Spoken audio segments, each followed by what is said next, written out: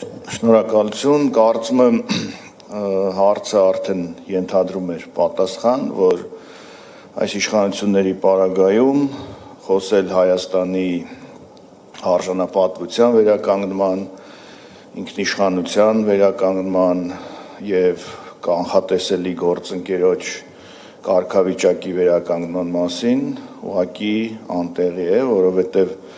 անցնող 3 տարիներին այս իշխանություններին հաջողվեց մսխել այն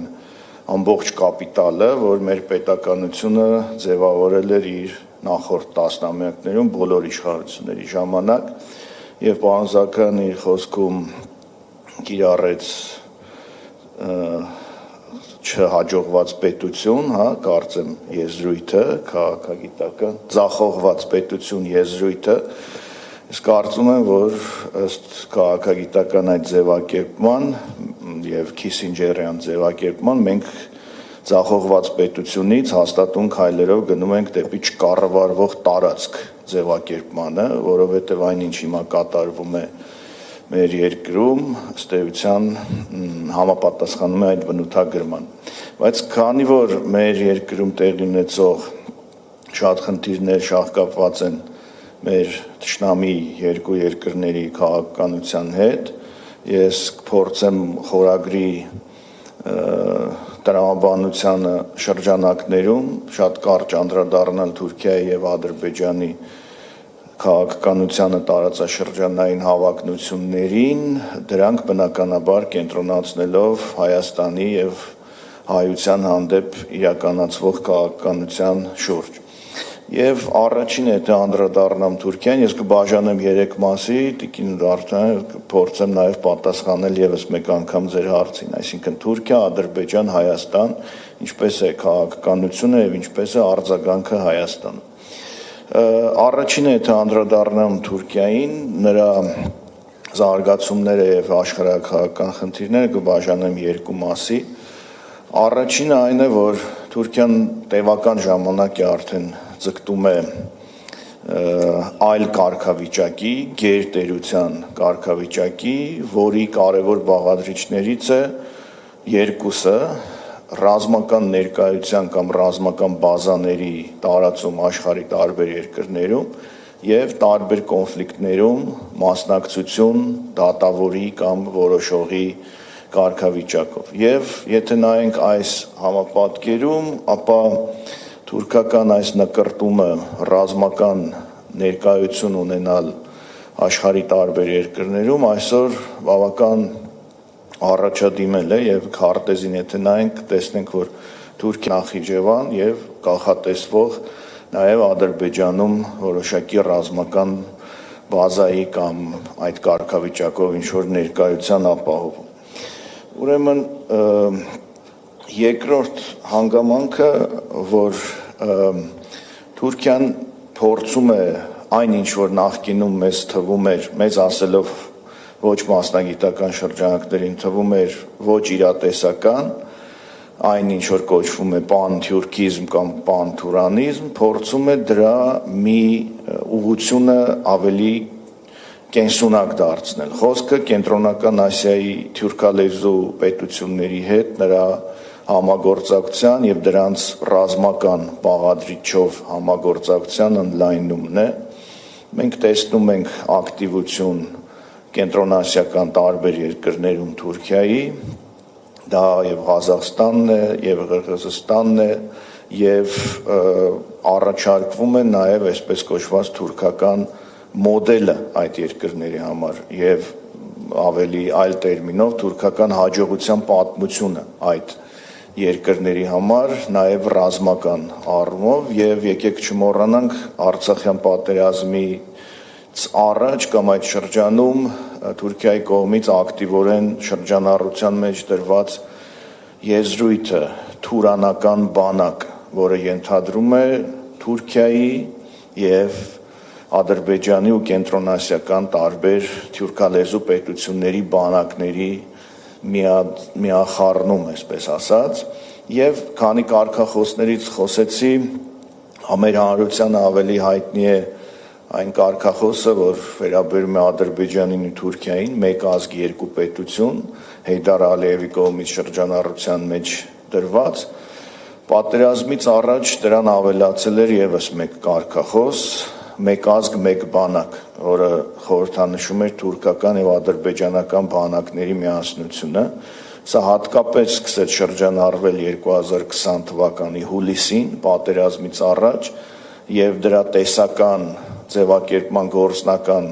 կատարումը մենք տեսանք արդեն 2020 թվականի սեպտեմբերին։ Հաջորդ կարգախոսը, որ հիմա ակտիվորեն շրջանառում է նաեւ երկրի նախագահ Էրդողանը, դա ավելի ընդլայնված է 6 պետություն, մեկ ազգ կամ մեկ ազգ 6 պետություն, որը ենթադրում է Թուրքիա, Ադրբեջան, Ղազախստան, Qırğızstan, Թուրքմենստան եւ Ուզբեկստան, թուրքալեզու պետություններ։ Եվ այս կարգախոսների ծիրում ոչ թե մտածածին, ոչ թե ռոմանտիկ, այլ իրական քայլեր են արվում։ Սա Թուրքիայի տարածաշրջանային լայն, եթե կարելի ասել, քաղաքական կարևոր ուղղություններն են, որոնք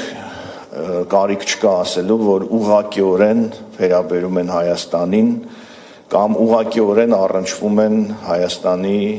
շահերին։ Ընդ որում սա ասում եմ պայմանական Հայաստանի, որտեղ թուրքական գլոբալ ծրագրերում Հայաստան որպես պետություն գոյություն չունի։ Սրան շատ կարճ հետո կանդրադառնամ։ Եվ քանի որ հիմա թեժ է նաև Աֆղանստանի թեման, այստեղ նույնպես ուզում եմ մի շեշտադրում անել, որ ինչպես հայտնի է Թուրքիան 1952 թվականից ՆԱՏՕ-ի անդամ է, բայց ունի շատ առանձնահատուկ կարգավիճակ։ ՆԱՏՕ-ի իսլամադավան միակ անդամը, ՆԱՏՕ-ի մերձավոր արևելյան միակ անդամը, ՆԱՏՕ-ի կարևոր եւ առաջնային բանակներից մեկի երկիրը, եթե չասեմ առաջին եռյակի կամ հնգյակի, եւ ունի այն կարգավիճակը, որ այն վայրերում, այն տեղերում, որտեղ ՆԱՏՕ-ն ընկալելի չէ, ավելի առաջ է մղվում Թուրքիան, որպես իբրև թե առանձին խաղացող, բայց իրականում ՆԱՏՕ-ի շահերը առաջ տանող։ Սա դրսևորվել է անցյալ դարի 60-70-ական թվականներին եւ դրա համար մերձավոր արևելքում, նաեւ արաբական երկրներում Թուրքիային մի փոքր այսպես վիրավորական անվանում են ՆԱՏՕ-ի մերձավոր արևելյան ժանդարմը։ Հիմա դա մի փոքր փոխվել է եւ այս օրերին հենց հիմա մենք տեսնում ենք Աֆղանստանում դրա մոտավոր արձանագրումները։ Տեսեք, ԱՄՆ-ն դուրս է գալիս Աֆղանստանից, բայց այնտեղ մնում է Թուրքիան եւ ավելացնում է իր ներկայությունը։ Եվ եթե հողում անենք Թալիբանի ղեկավարներից մեկի 2 օր առաջ ասված հայտարարությանը, որ մենք դեմ ենք ՆԱՏՕ-ին, բայց Թուրքիային դեմ չենք։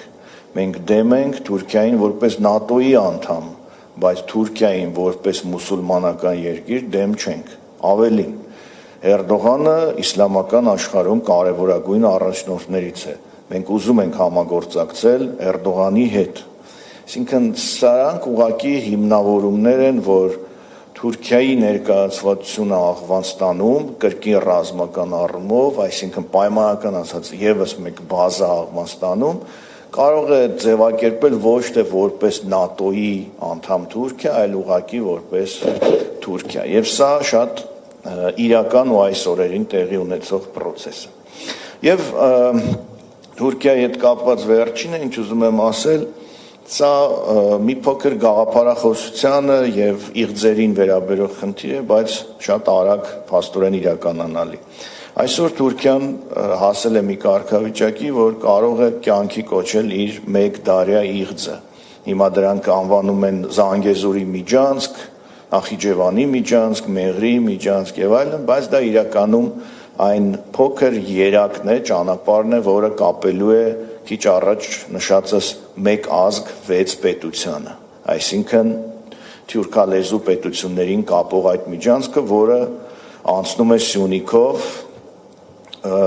եւ որը այսօր գիտենք, որ գտնվում է արտաքին ու ներքին օկուպացիայի կիզակետում։ Եթե արտաքինը հասկանալի է եւ գիտենք ինչպես է դրսեւորվում, ապա ներքինը տարակուսելի է, բայց ելի տեսնում ենք, թե ինչպես է դրսևորվում հենց այս օրերին հենց հիմա տեղի երկրապահ համայնքապետերի հանդեպ իրականացվող ակնհայտ քաղաքական հետապնդումներով։ Եվ այս միջանցքը, որը մենք բնականաբար շատ անհանգստությամբ ենք ընդունում, Թուրքիայի բառիսկուն իմաստով 1 դարյա իղձն է, սկսվել այս process-ը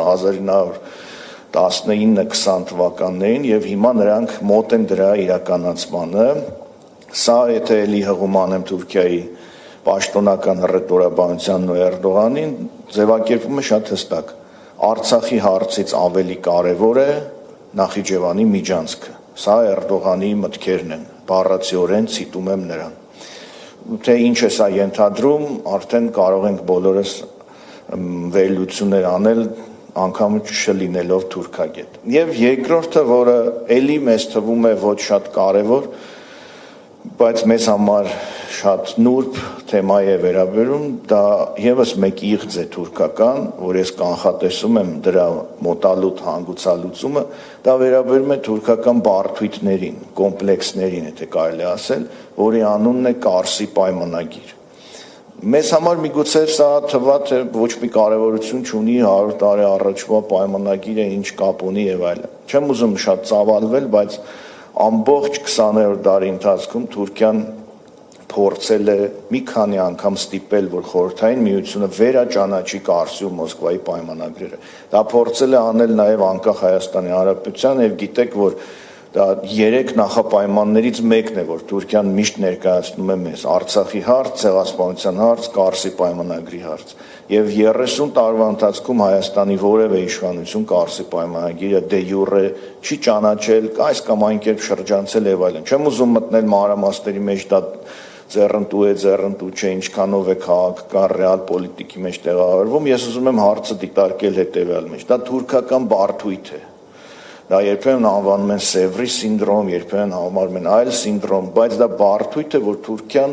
փորձում է հասնել նրան, որ Հայաստանը վերաճանաչի, այսինքն Հայաստանը օֆիցիալ հրաժարվի որևէ պահանջատիրությունից, անկախ դրանից, թե այդ պահանջատիրությունը հիմա ինչքանով է իրատեսական։ Եվ ես կարծում եմ, որ այն հավանական պայմանագրերը, որ ներկայացվելու է Հայաստանին, հայ-ադրբեջանական եւ հայ-թուրքական, այս խնդիրը Կարսի պայմանագրի խնդիրը այս կամ այն կերպ դրա մեջ ներառվելու է։ Դա կարող է լինել սահմանների դեմարկացիայի միջոցով, կարող է լինել այլ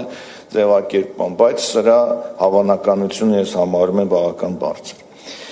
Անցնելով Ադրբեջանին, շատ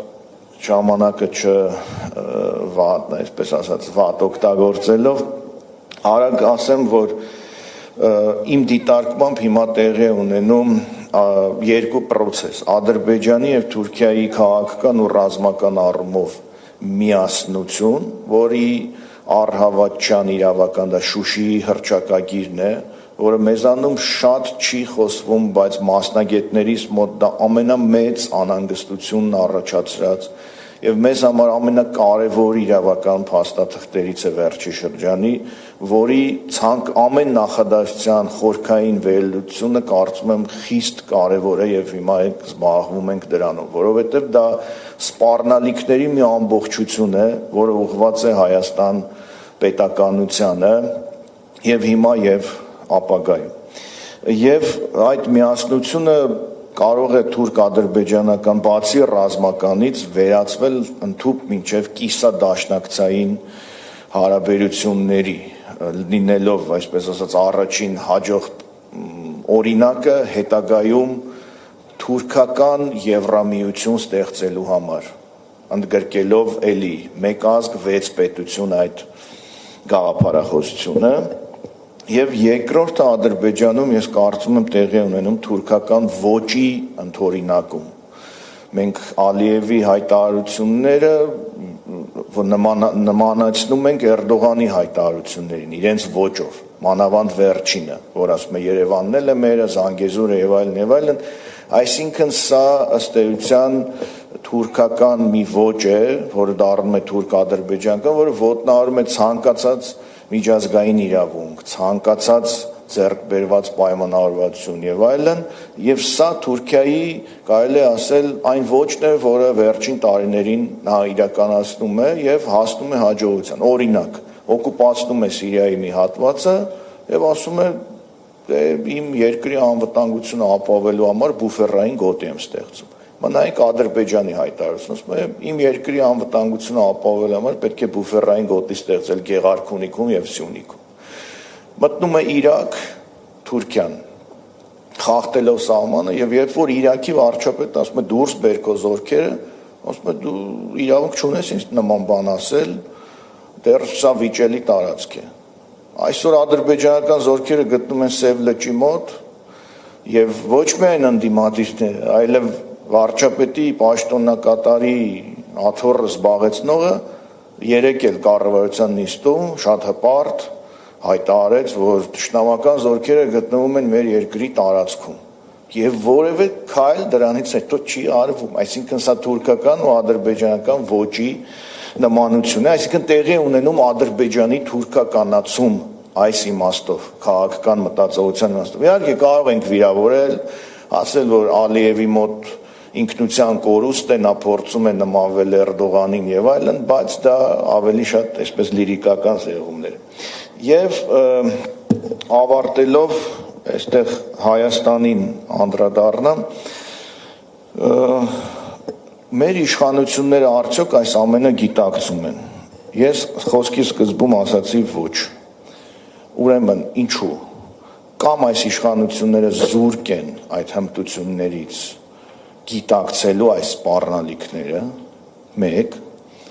երկրորդ իրենք սա սպառնալիք չեն համարում։ Իրենք ինչպես Ալիևին անվանում են կիրթ ու կառուցողական,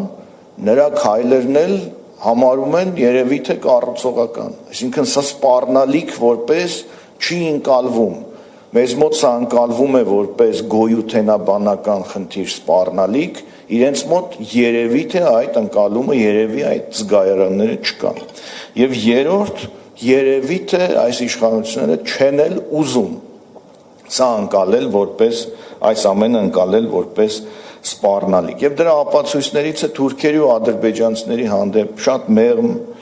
գնահատականները, որ այս տարիներին հնչել են, գոնե կոպիտ գնահատականներ գիտենք, որ չեն հնչել այս մասին, շատ ենք խոսել, որ իշխանությունները կարող են ամենավերջի վիրավորանքները հասցնել